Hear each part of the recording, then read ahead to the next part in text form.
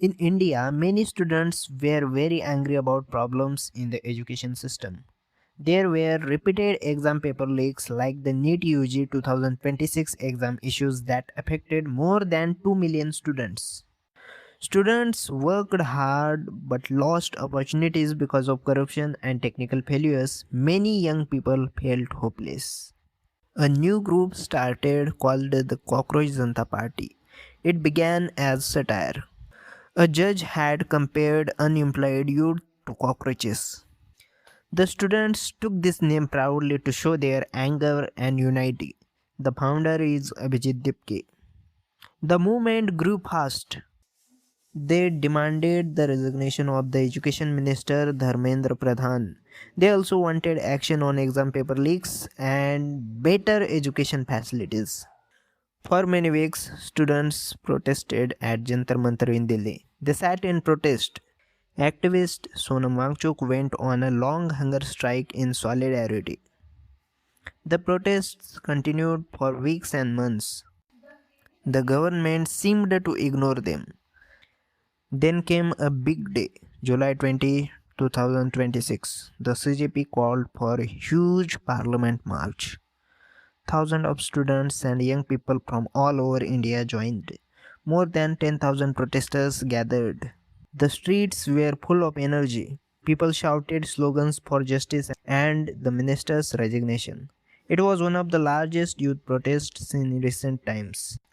But the government did not give permission for the march. Police created many barricades. As protesters tried to move towards parliament, police used a lathi charge and fired gas. Chaos broke out. Many students were injured. Some were detained. Videos showed police beating protesters.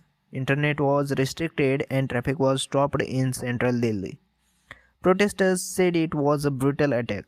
A girl was reported to be in a critical condition after the lathi charge. Despite the police lathicharge and tear gas, the spirit of the students did not break. Abhijit Dipke and other CJP leaders continued speaking strongly. They declared, "We will not back down. This is our fight and we will not retreat."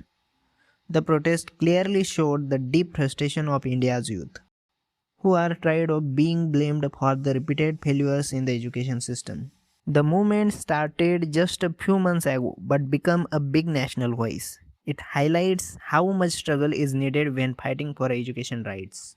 Students faced months of sitting in protest, hunger strikes, police actions, and government silence. But their unity brought attention to the problems of paper leaks, student suicides, and poor facilities. Even after the violent events on July 20, the protesters said they would not stop. They reclaimed the protest site and continued demanding change. This true story teaches us that big change does not come easily. When you fight for education and justice, you may face many difficulties. Long months of protest, police lathi charge, tear gas, and ignorance from leaders. But if young people stay united with strong determination, their voice becomes powerful. Real democracy needs brave citizens who do not give up.